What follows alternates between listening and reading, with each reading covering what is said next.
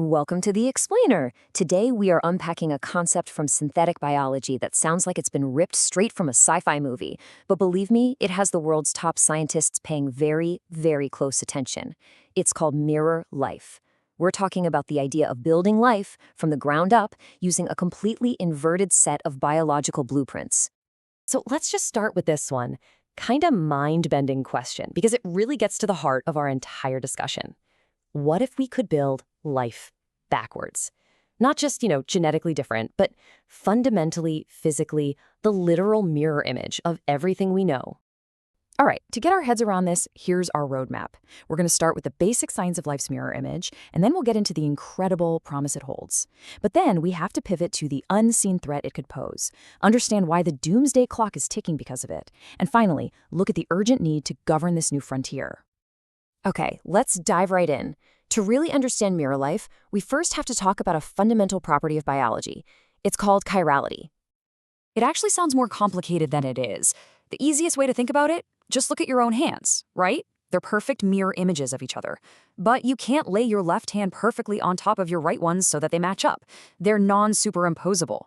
Well, it turns out molecules can have this exact same property of handedness. Now, here's what's so fascinating. All life on Earth, and I mean everything, from the smallest bacteria all the way up to us, is what scientists call homochiral. It exclusively uses left-handed amino acids to build proteins, and it uses right-handed sugars for things like our DNA.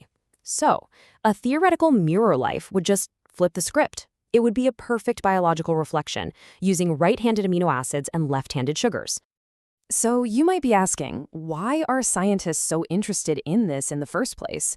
What's the upside of exploring this strange new world of mirror molecules? Well, on the molecular level, the promise is absolutely enormous.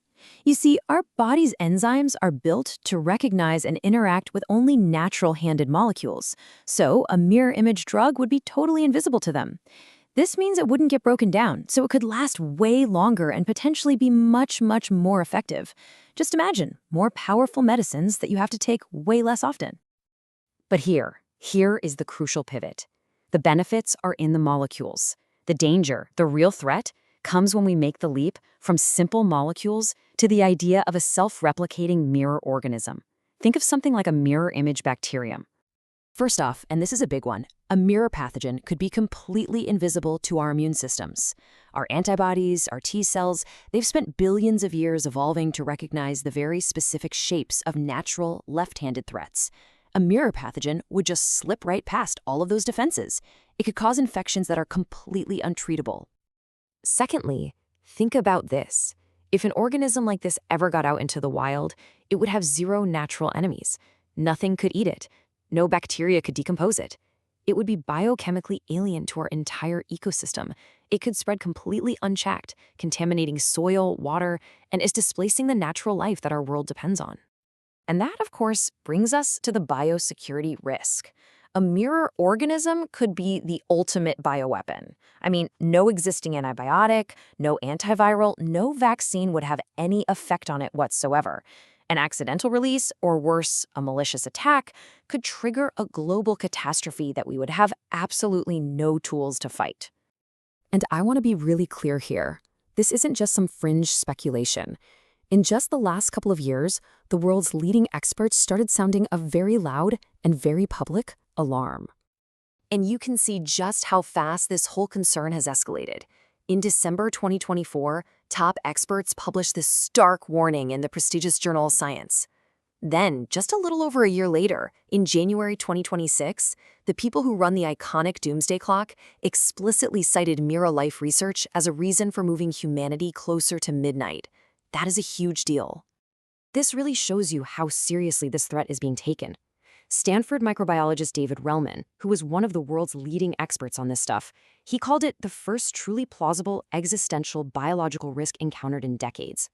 In his mind, this is a category of threat we just haven't seen in a very long time. So, okay, if the risk is truly that serious, what are the solutions? How do we possibly chart a safe path forward from here? Well, experts are proposing a really clear, cautious, and global approach. They're calling for moratoriums, which is basically a temporary ban on creating any self-replicating mirror cells. They also want much better screening of research, and maybe most importantly, they want international treaties that draw a very, very hard line between the safe molecular research and the high-risk creation of entire mirror organisms. Now, there is some good news here. For now, this is a preventable risk.